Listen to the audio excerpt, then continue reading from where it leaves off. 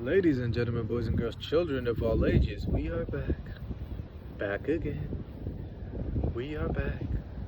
Tell a friend. Alright, now that we're past that little, suffering for you guys, we are back. Back. Like a doubleheader for ESPN Monday Night Football, starting off with the Baltimore Ravens taking on the Tampa Bay Buccaneers in Tampa Bay. Ravens starting out 0-2, now at 4-2, against another team in the Tampa Bay Buccaneers who are at 4-2 as well. But the actual record to keep an eye on in this one is the 22-1 that Lamar Jackson is against the NFC. In this one, we think he gets to 23-1. Why? Why, you say? Why? Well, first off, I think it comes with, just being healthy. Let's just start there. For the most part, Baltimore Ravens are healthy. Their biggest, injuries so far, Deontay Hardy is unfortunately out this game, Broderick Washington being out, and then you do have Malik Harrison out as well.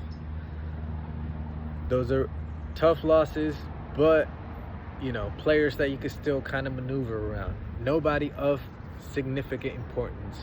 Arthur Mullet in the corner, as a cornerback, as a nickelback, as a safety in the defensive back room. Yes, that's a problem in a sense. However, you still do have Marlon Humphrey on one side, you still do have Brandon Stevens on the other, and you got Nate Wiggins for a reason in the draft. I think they'll, hold their own and take on in this one. More importantly, why I think the Ravens take this is because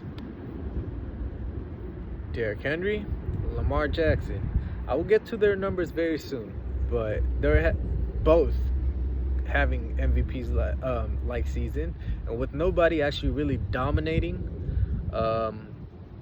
they both can, be co-MVPs if they have the number one and the best seed by the time playoff rolls around.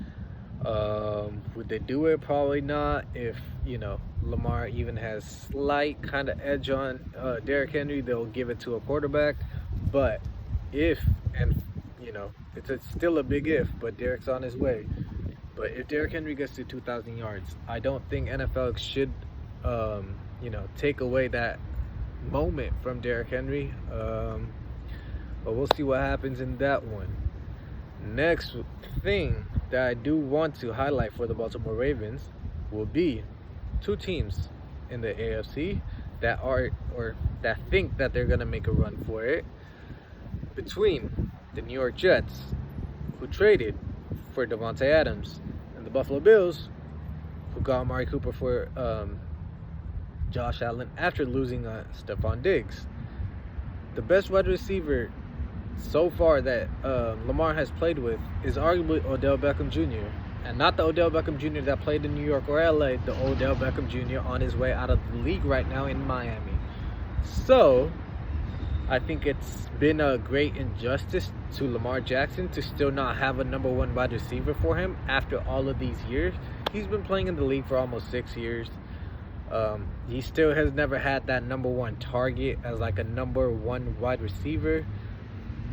I don't know what to say about that. Hopefully Baltimore Ravens do go make a move. Maybe a Deontay Johnson here. Is Jacksonville selling? Is maybe Tennessee selling? Where can you find something to make your squad better? You need to look into it. In this game, we do have three, not one, not two, but three former Heisman winners. Derrick Henry, Lamar Jackson, Louisville, Baker Mayfield at Oklahoma. Pretty big game in this one. Let's get down to the numbers. But before that, I do want to highlight another thing, and that is the similarities, at the same time the differences between the two franchises. Starting off with Baltimore, they got the number 32 pick. Baker was the number 1 overall pick. Now let's go to Tampa Bay real quick. Todd Bowles, he got he got unfairly fired from New York, and as we see even to this day, it was not his fault. His teams, while they did not win, were almost, always right there at the hunt. All those magical runs with Fitzmagic that Todd Bowles had, Chris Ivory in the back,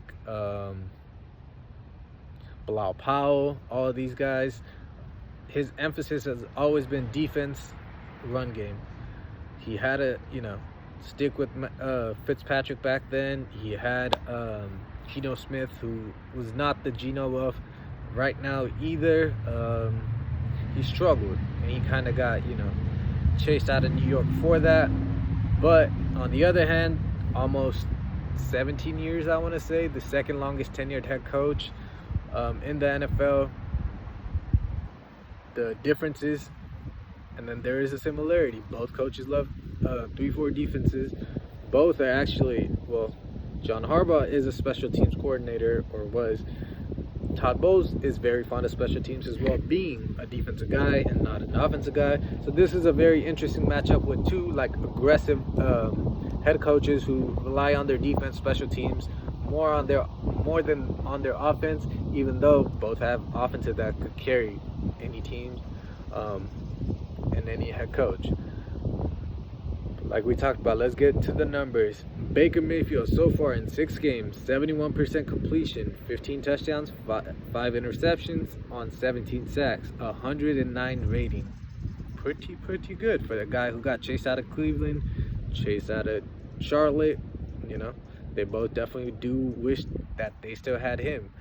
Lamar Jackson, the 32nd overall pick in the 2018 NFL Draft. His numbers are as follows. We are not doing rushing. These are just passing numbers. 67% passing completion, 10 touchdowns, 2 interceptions, 7 sacks, and 108 rating. 2 excellent quarterbacks playing excellent football. It will be very interesting to see. Another reason why we are leaning more towards the Baltimore Ravens in this one is because Vita Vea is questionable, and their shutdown corner, their CB1, Jamel Dean, is out for this game. Now let's get to the running numbers. Derrick Henry, so far this season, and why I think he could be a co-MVP or an MVP on his own.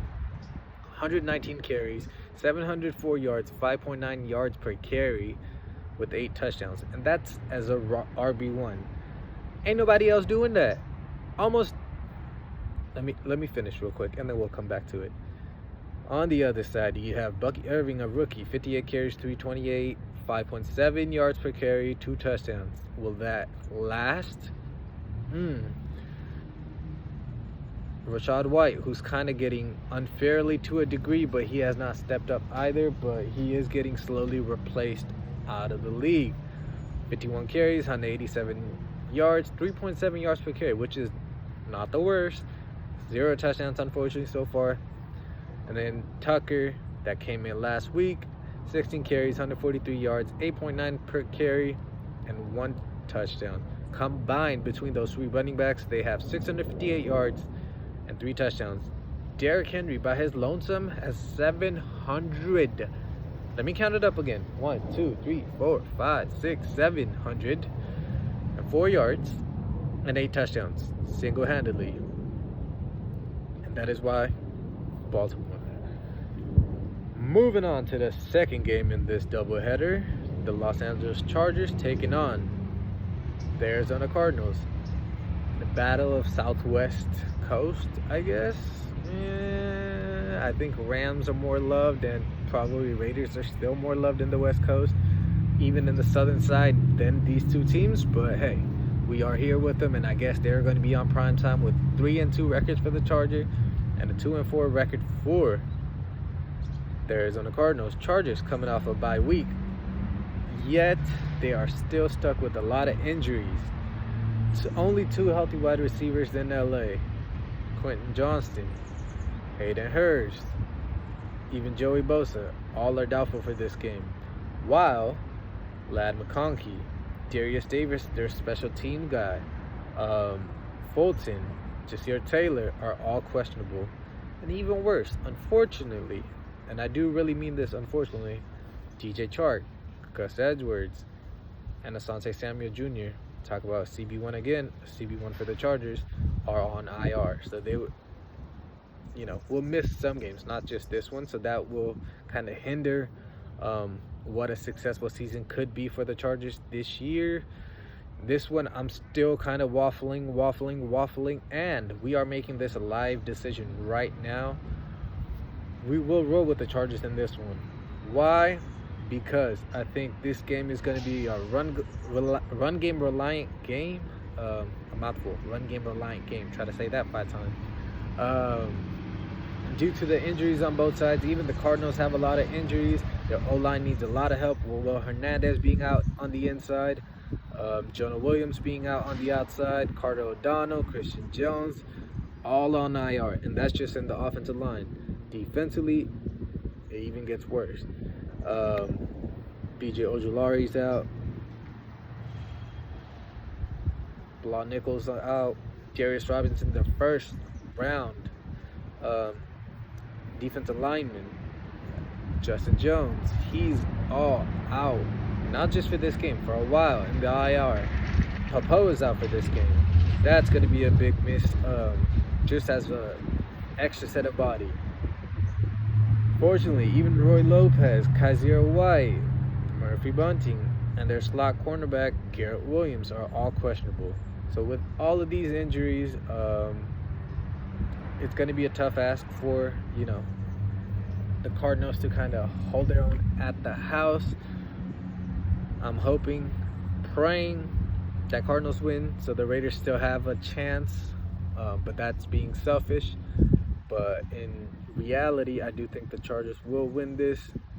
Let's go to the quarterbacks and their numbers really quickly. Kyler Murray so far in 6 games, 68.2% completion, 8 touchdowns, 2 interceptions, on 11 sacks, and a 98.8 rating. Pretty good. Meanwhile, Justin Herbert so far this season, 64% completion, 6 touchdowns, 1 interception, 9 sacks, which is most likely from the inside because they have top 3, arguably, more likely, without any argument, top 3 best tackle group, unfortunately. And then, unfortunately, he did miss a game through injury as well. But Justin Herbert comes back after a bye week and does whatever it takes to win the game. And that's all I could say for this one. Unless Kyler Murray again goes off with his legs. See me waffling again? This is what tends to happen all the time. Now let's just go to the running game so we don't have to worry about the quarterbacks running the ball. J.K. Dobbins, 81 carries so far in the year. 438 yards, 5.4 yards per carry, 3 touchdowns. James Conner on the other side, 9 more carries at 90 carries, a little less yards at 403 yards, still at over 4 yards per carry at 4.5 with 3 touchdowns as well. So it's a pretty, give and take, even Steven type of game, but with, having to hang your hat on a head coach essentially or a special teams, I will roll with Harbaugh because let me finish it off with this one because today is the Harbaugh Bowl that I should have started today's episode off with. But who got it better than us?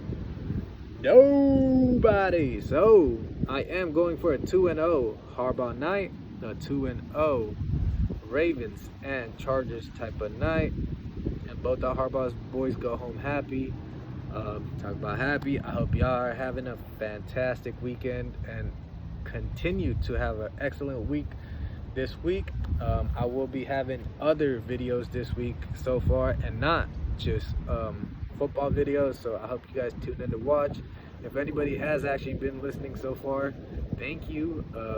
Appreciate you genuinely because this is the start of the journey and it is a little disheartening, but we're going to be there. We are going to be there.